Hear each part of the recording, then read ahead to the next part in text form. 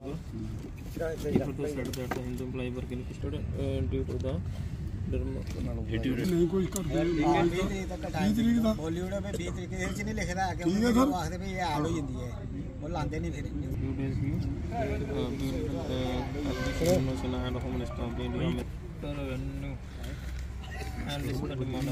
आज बहुजन समाज पार्टी जम्मू कश्मीर के माध्यम से हम आपके ज़रिए हम लोगों तक ये बात पहुंचाना चाहते हैं, खासकर कठुआ की आवाम के साथ। और ये जो बहरी गुंगी मोदी साहब की और LK सिन्हा साहब की जो सरकार है, उसके नोटिस में ये चीज़ लाना चाहते हैं कि जम्मू कश्मीर की और सेंटर में बैठी बीजेपी सरकार बिल्कुल कश्मीर वैली में हमारे, चाहे वो कश्मीरी पंडित भाई हैं या जम्मू के डोगरा भाई हैं, उनको सिक्योरिटी देने में बिल्कुल विफल रही है।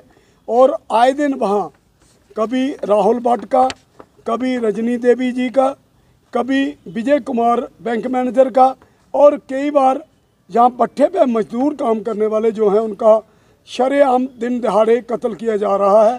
कार या जहाँ के लेफ्टिनेंट गवर्नर के कान पर कोई जूं नहीं रेंगती और बीजेपी वाले वहां जाकर के सिर पर हाथ फेरते हैं और झूठे वादे करके प्रलोभन देके उस फैमिली को चुप करवा देते हैं। मैं कल शाम रजनी देवी के घर गए थे तो वहां आज तक कोई भी एडमिनिस्ट्रेशन का, ना ही एजुकेशन डिपार्टमेंट का कोई जिम्मेदार ऑफिसर वहां पहुंचा और ना ही उनकी कोई बात सुनने के लिए वहां जाने के लिए राजी है।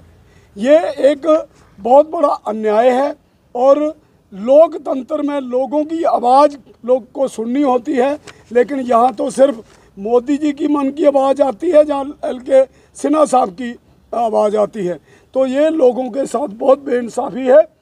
हम इस चीज़ की डिमांड करते हैं कल इन्होंने सारे एम्प्लॉयज़ को इकट्ठा करके सेक्रेटरीट में उनकी ट्रांसफ़र करके अटैच कर दिया। ये सरासर लोगों के साथ धोखा है उन मुलाजमों के साथ कि कश्मीर में सेक्रेटरीट में अटैच करने से क्या हाल होगा। अगर वो लोग ऑनलाइन क्लास वहाँ सेक्रेटरीट से दे सकते हैं तो अपने घर में बैठ के क्यों नहीं। इसलिए ये फैसला गवर्नमेंट का हमें माननीय नहीं है। हम इसके खिलाफ इस फैसले की निंदा करते हैं और इसके खिलाफ प्रदर्शन करने पे हम मजबूर हो जाएंगे अगर सरकार ने इस फैसले को रिव्यू नहीं किया। हमारी डिमांड है कि जो रजनी देवी जी जो जिनकी शहीदी हुई है, वहाँ जो भट्टे पे जो मजदूर मरे हैं, फिर विजय कुमार जी जो बैंक मैनेजर मरे हैं, उन सब को एक शहीदी तौर पर जो उनकी कुर्बानी हुई है उसके मुताबिक उनको दर्जा दिया जाए और उनको जो सुख सुविधाएं आम सिपाही को दी जाती हैं उनको भी उनको सुविधाएं मिलनी चाहिए, क्योंकि जो भी कॉम्पनसेशन बाकी पुलिस के आर्मी के वो ड्यूटी पर उनको मिलते हैं, इनको भी अपनी ड्यूटी करने पर ये एक्टिव ड्यूटी पे इनकी वहाँ कत्ल किया गया, इसलिए मिलिटेंट द्वारा ही ये कार्रवाई की गई है, इसलिए इस पे उनको कॉम्पनसेशन भी उसी के मुताबिक मिलना चाहिए। दूसरी जो एक बहुत ही निंदनीय बात है वो ये है कि गवर्नमेंट की नज़र में हमारा संविधान जो है उसके ऊपर ये चल कर के हम बराबरी का हक देते हैं। यहाँ अगर कोई आदमी वहाँ कश्मीर में मर जाता है, करोड़ों रुपया, बीजेपी का कोई कारकुन मर जाता है तो करोड़ों रुपया उनको पेमेंट की जाती है एज ए कॉम्पनसेशन, लेकिन मजदूर जो भट्टे पे मारे गए उन मजदूरों की कीमत 1-1 लाख रुपया और कभी 2 लाख रुपया। अभी टनल में ब्लास्ट हुए, उन दोनों टनल में जो लोग मारे गए 1-1 लाख रुपया मजदूर की कीमत है। ये कौन सा संविधान लेकर के चले हैं। हमारे हिंदुस्तान का संविधान जो है वो साफ लफ्ज़ों में कहता है कि हर एक आदमी बराबर है, हर एक की जान एक बराबर है। फिर उसमें ये भेदभाव क्यों, डिस्क्रिमिनेशन क्यों। ये बीजेपी सरकार जो इस तरह के फैसले कर रही है, ये लोगों को इस पर नज़र रखनी है और इस दफ़ा जिस तरह बीजेपी सरकार दलित, मुस्लिम, सिख, माइनॉरिटीज़ और दूसरे लोगों के साथ बेईमानी करके जो भेदभाव कर रही है, हमारे तमाम लोगों को इस पर सोच विचार करना है, और ख़ासकर कठुआ के लोगों को, जम्मू प्रोविंस के लोगों को, कि इस बीजेपी की जो नीति है, ये डिवाइड एंड रूल वाली, भाई भाई के साथ झगड़ा करवाने वाली, इसको मारकर लखनपुर से बाहर भगाना है। इसके लिए हम सबको मिलकर के एक प्रयास करना है। जय भीम, जय भारत। जो बसोली में एक जाति पर अटैक किया गया, जैसे भक्त बरादरी का, और वहाँ आज तक हमारा डेपुटेशन भी वहाँ गया, हम वहाँ के एसडीपीओ साहब से भी मिले, लेकिन उन्होंने एफआईआर आज तक टाल मटोल कर रहे हैं। हम इसके लिए जो शेड्यूल्ड कास्ट कमीशन है, हम उनको भी अप्रोच करेंगे, और हम कोर्ट को भी दरवाज़ा कोर्ट का भी खटखटाएंगे कि इस तरह का व्यवहार जो है, गरीबों पर अत्याचार हो रहे हैं, कानून लागू करते हैं, जो सेंटर के कानून हैं, ये जहां हमारे गरीब लोगों को रिजर्वेशन मिलनी है, उनको बाकी लोगों को ओबीसी को रिजर्वेशन मिली है, वो कानून जहां लागू नहीं किए जा रहे हैं, जो इनके अपने वाले आदमियों को फ़ायदा देने के लिए वो कानून लागू होते हैं, इन पर भी हम लोगों को सोचना होगा। और खासकर ओबीसी के लोग, दलित बरादरी के लोग, मुस्लिम बरादरी के जो और माइनॉरिटीज़ के लोगों को इस बात पर सोच करके बीजेपी का यहाँ से पतन करना है। जय भीम, जय भारत। माध्यम से आज की जो प्रेस कॉन्फ्रेंस है, उसमें दो मुद्दे हैं। एक तो जो कश्मीर में टारगेटेड किलिंग हो रही है, जैसे रजनी बाला की हुई है, विजय बैंक मैनेजर उनकी हुई है, जहाँ वो जो बाहर के लेबर के बंदे पट्टे हुए उनकी हुई है, इस पर शासन और प्रशासन को जल्द से जल्द कोई सख्त कानून लाना चाहिए, ताकि ये 1990 वाला जम्मू कश्मीर ना बने। दूसरा मुद्दा था हमारा, जो आज से 20-22 दिन पहले हमारे डीडीसी के मेंबर हैं मान सिंह जी, उन्होंने बड़ी अभद्र भाषा में हमारी जो शेड्यूल कास्ट कम्युनिटी है उनको हर्ट किया था, जिसके मसले में हमने पहले भी 2 बार कॉन्फ्रेंस की थी। शासन और प्रशासन ने कोई भी उस पर कार्रवाई नहीं की है। इधर से कम 40 बंदे एसएचओ बसोली, एसडीपीओ बसोली से मिले थे कि इन पर सख्त से सख्त कार्रवाई की जाए, और SC/ST एट्रोसिटी एक्ट के तहत इन पर मुकदमा दर्ज किया था, जो आज तक नहीं हुआ है।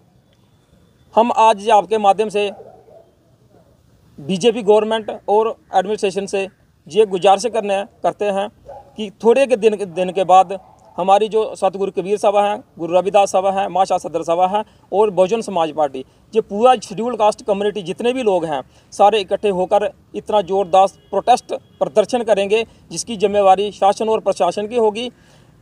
ये प्रेस रिलीज बनाई हुई है, इसमें डेट मेंशन। जो कश्मीर में टारगेटिंग किलिंग हो रही है, आप देखेंगे कि 1 महीने में लगभग काफ़ी सारी जो टारगेटिंग किलिंग हो गई है। हमें ये सोचने की ज़रूरत है कि इसका कसूरवार कौन है।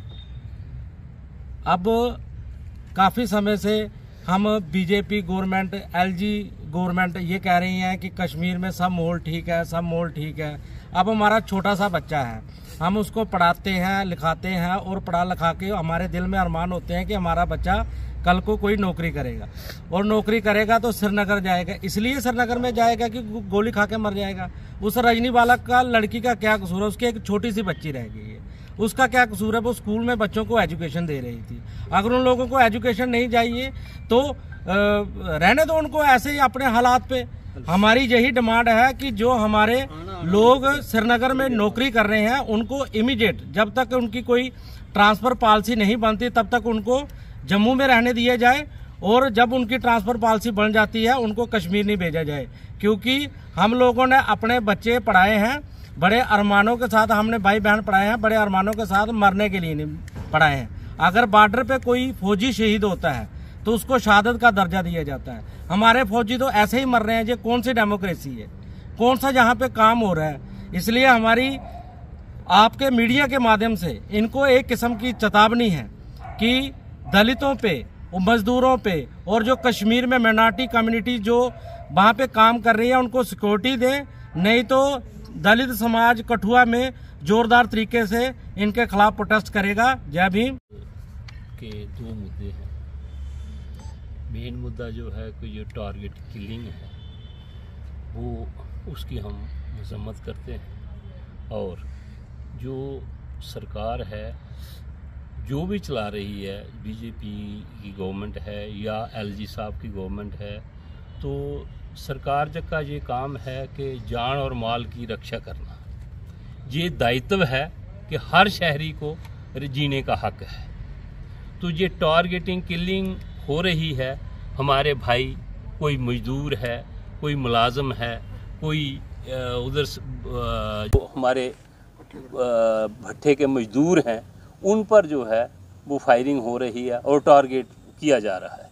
तो क्या ये एक डेमोक्रेटिक गवर्नमेंट में ऐसा होना चाहिए? इसकी जिम्मेवारी किसकी है? क्या इसकी जिम्मेवारी जो है वो जो होम डिपार्टमेंट है उसकी नहीं है? क्या ये जिम्मेवारी जो है वो एलजी साहब की नहीं है कि हर आदमी को की जान और माल की रक्षा करना?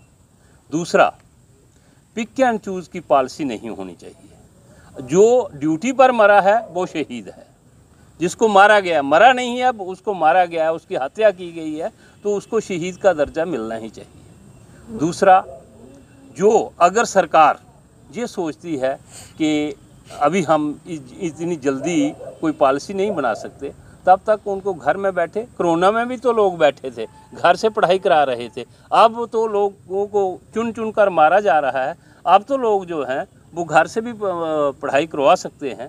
तो अगर हम ये भी मांग करते हैं कि अगर ये पॉलिसी आगे के लिए चलती है तो उनको हमें आबादी के लिहाज से जम्मू में जो है वो रिजर्वेशन को बढ़ाया जाए, और जहाँ सेंटर के मुताबिक जो भी है 15% है सेंटर में, हमें शेड्यूल कास्ट को 15% दे दी जाए।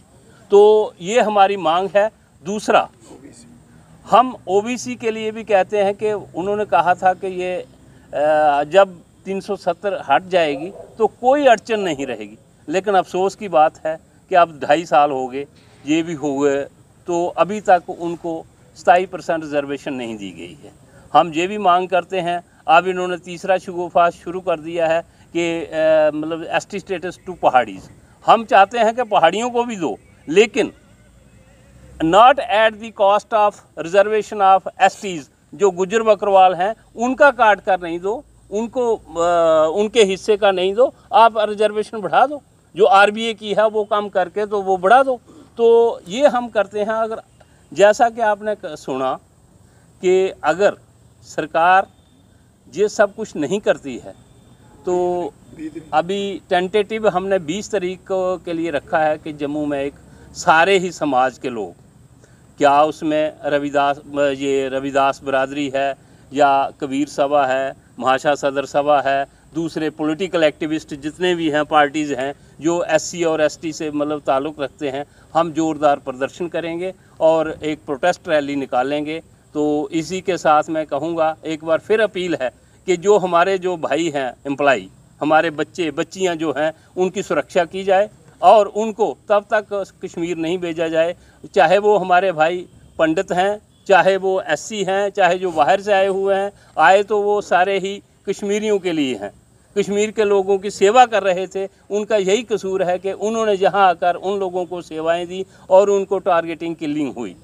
तो मैं यही कहूँगा कि ये सरकार का दायित्व है कि उनको सुरक्षा दे, उनका मुआवजा बनता है, जो भी उनका बनता है वो, और एलजी साहब को जो शहीद हुए हैं उनके घर कम से कम ताज़ियत के लिए आना चाहिए था, लेकिन अभी तक वो नहीं आए हैं। तो हम ये कहेंगे कि जान सब की एक जैसी है, बराबर है। जैसा कि बाबा साहब ने कहा है कि छोटा है बड़ा है, वो सब की बराबर है। तो ये नहीं देखना है कि एक बड़ा है और एक जो मजदूर मर जाता है उसकी कीमत कोई नहीं है, वो भी अपने माँ बाप से का बच्चा है, वो भी किसी का भाई है, किसी का खामद है। तो इसी के साथ मैं अपनी वाणी को विराम देता हूँ। जय भीम, जय भारत।